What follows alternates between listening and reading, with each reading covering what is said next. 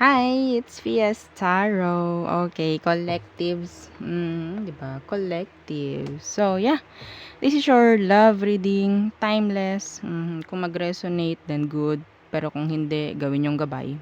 Okay, so yeah, before tayo mag-start, kung hindi pa tayo nakakapag-subscribe, please do subscribe and hit the notification bell para lagi po tayo maging updated sa mga mangyayari pa lang. Okay, and yeah, don't forget na mag-follow sa ating pong FB page. And kung may tanong po pagdating sa private reading, you can message me on my FB page, Fiestaro. Okay, for more info. Okay, and yeah, kung interested kayo na mag-try, na magpa-reading sa aking friendy, okay? So, yeah, you can reach na, yeah, you can reach him, yeah. Reach him, sa kanyang page, FB page, okay? Oo, opo, ganyan talaga yung kanyang kanyang spelling. Hindi ko alam bakit. Okay? So, huwag niyo nang tanungin. Ha? Okay, oo. So, kung gusto niyo mag-try, wala hindi naman 'to sapilitan. Kung gusto niyo lang, oo, may spare kayo na pambili ng ipangparid na lang, mga okay? Oh, it's up to you naman. Okay, so yeah. Screenshot para hindi malimutan. Okay? 1, 2, 3. 3, 2, 1. Okay, so okay, collectives. Anong meron? Sige, kwentuhan niyo ko. Di joke lang.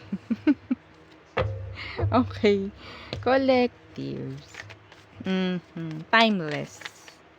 Anong meron?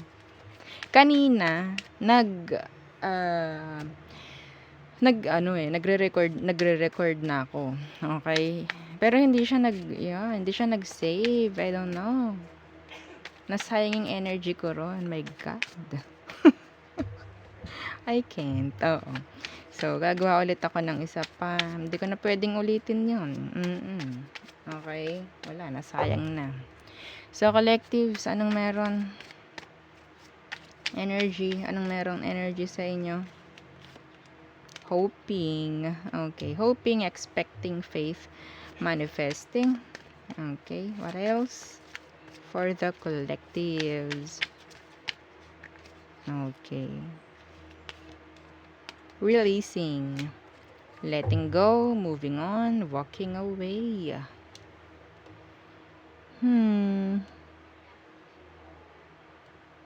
Kanya-kanya to. Okay, kanya-kanya. Someone is hoping na maging okay, siguro, yung sitwasyon after ng separation. Okay? Kanina ang ganda talaga ng story. Ewan ko bakit hindi hinayaan na mag-record yun. I can't. Okay. So, tingnan natin. Anong situation ng mga collectives? Anong sitwasyon nyo?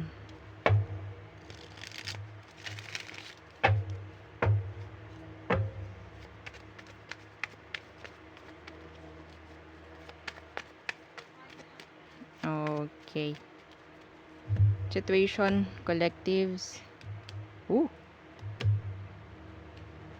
Okay.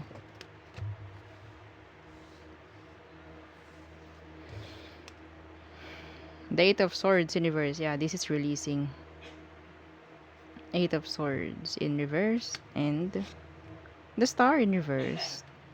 This is energy ng hoping, pero ang nakikita ko rito, someone is like hindi pa totally pwedeng hindi pa healed. Okay? So nandyan yung nag-expect na maging okay yung situation. So, ang nakikita ko rito, collectives, kayong bahala, no? Pagdating sa sarili. It's up to you kung mag-heal ka or hindi. Okay? Ang healing kasi, ginagawa yan ng sarili nyo. Sarili nyo. Hindi pwedeng idadaan mo sa ganito, sa ganyan, sa ganun. Ano? Okay? But yeah, ang nakikita ko rito is, like, positive. Okay? Like, yeah, you're on a healing, ang tawag doon, healing journey. Yes. Okay, so tingnan natin. Ano bang meron pagdating sa kanya? Sino ba itong taong to na talagang nilalayuan mo na? Ano bang meron sa kanya? Collectives. Okay. So, the Nine of Chalices. Ooh. And the Five of Swords. Ay, okay. So, itong taong to, kahit gusto mo, kahit sa iba sa inyo, this is your wish fulfillment, no? Pero nandito yung conflict. So, that's why you need to let them go. You need to release them. No? So, yun yung nakikita kong specific. Kung anong meron sa kanila, kung sino sila. Ito yung taong gusto mo, pero kailangan mo lang i-let go dahil ang daming conflict. Okay? Ito yung taong pwedeng nagkaroon din ng tendency na parang nakipagrelasyon ka sa wala. Kasi yung iba sa kanila may energy na parang independent emotionally. Okay? Masaya itong taong to nang siya lang. Yes. Para kang nakikipagrelasyon sa wala. Some of them, mahilig mag-breadcrumb. Yeah. Breadcrumbing. Mixed signals. Nandyan. Okay? So, tingnan natin. Anong emosyon niya for you? So, yeah. Siguro kaya ganito. Like, okay, mas mamabutihin ko na laang na talagang layuan to. Mas magiging okay siguro ako. Yeah, ganun ang naririnig ko. Anong emosyon niya for you? Okay. The Page of Swords. And the Eight of Chalices. Okay. Oo nga.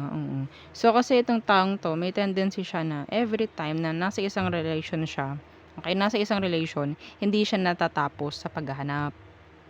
Hanap siya ng hanap na pwedeng may maipapalit sa'yo. Someone na pwedeng, kunyari, ganito ka lang. Pero nakakita siya ng someone na mas level up, no? Mas magaling sa'yo. Like, yeah. Hindi matapos sa ganun. Like, okay, lilipat na ako doon kasi may nakita akong much better. Okay, ganun yung emosyon ng taong to. Pagdating sa'yo. Finding, searching. Yes. I think ito pa, may ibang energy rito na parang this person is trying to heal, pero ikaw yung nakita niya. Okay? Ikaw yung nakita niya, may chance na nilayuan ka dahil okay na siya. Okay? Yun ang nakikita ko. Yung aso namin naiyak na naman. Okay. So, tingnan natin. Ano ba ang emosyon mo for them, collectives? Okay. The Moon in reverse. Okay. So, sobrang open mo. Oo. Wala kang nilihim. Wala kang inilihim. Oo. Yeah. The Justice in reverse. Kaya ang dali-dali mong napalitan. Yes, sinasabi ko na iniwan ka niya. Sinasabi ko rin na niloko ka ng taong to dahil napaka-open mo. Yes. Walang tinago. Oo. Yung iba sa inyo. So, nawala yung thrill. Nawala yung challenge. That's why.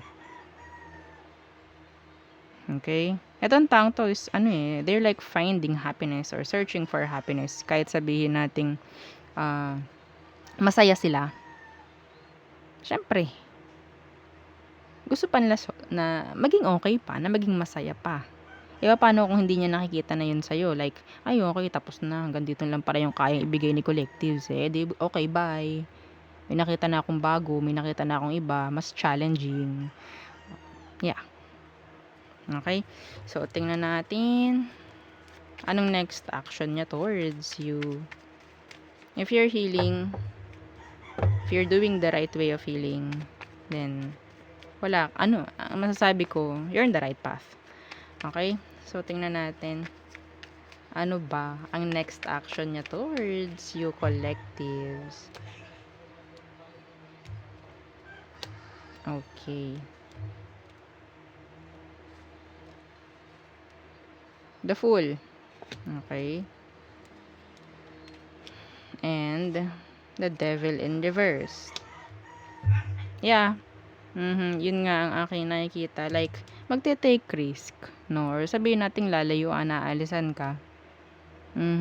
Kasi nga, gusto niya ng challenge. Pwedeng nawala yung challenge pagdating sa'yo. Nawala. Gusto nito ng challenge. The Five of Swords. Conflicts. Oo, mas gugustuhin niya yun.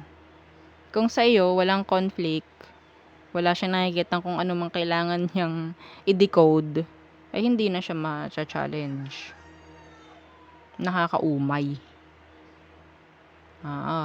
Okay. So, parang ngayon, nakaya ng adobo araw-araw. Yun na laang. Siyempre, maghahanap yan. 'Di ba? Oo. Real talk yun. Okay. Yun nga, ang naririnig ko sa inyo.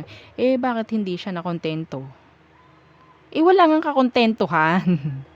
Oo, narinig mo ba yung sinabi ko kanina na itong taong 'to naghahanap 'to ng challenge, naghahanap 'to ng much better. Okay? So, tingnan natin. Some of them materialistic. Specific yun. Some of them napaka-materialistic. Okay. So, tingnan natin ano ba ang advice for you. If you're healing nga, then you're doing the right thing. Okay? So, ano ang advice for the collectives? The Sun. Be happy. Accept the situation. Okay? And, yeah, the Five of Chalices in reverse. You need to move on. Yeah. Kailangan mo na talagang gawin na magkaroon ng ruta para sa sarili mo. Maging masaya ka nang wala to. Magiging masaya ka nang wala to. Asahan mo yun. Okay? Naging ganyan lang dahil alam mo sa sarili mo na pwedeng siya Siya kasi yung ganto ganyan. Well, walang permanente. Sinasabi nga ng iba, walang permanente. Okay? So, wag mong kukunin rin yung kasiyahan mo sa iba. Mas maganda maging masaya ka ng ikaw lang. Kasi pwede kang mabuhay, no? Pwede kang maging okay kahit ikaw lang. Kung masasanay ka na masaya ka ng ikaw lang. Yes, itong taong to actually hindi siya masaya. Kailangan niya ng someone. Kailangan lang niya ng someone, para siyang linta. Hindi niya kayang mabuhay ng walang iba. Hindi niya kayang mabuhay ng walang host. Some of them kasi, yun nga pwedeng naghihil itong taong to. And naghahanap sila ng pwedeng kakapitan para ma-recharge sila. So, pwedeng na-recharge siya, iniwang ka. Okay, kasi you're open. Okay, para kang sakit na bukas. Sasaksakan niyang ganon. Chuk! Na, so, recharge na si person. So, goodbye. Ganun lang. Okay? So, you need to heal. You need to be happy. Okay?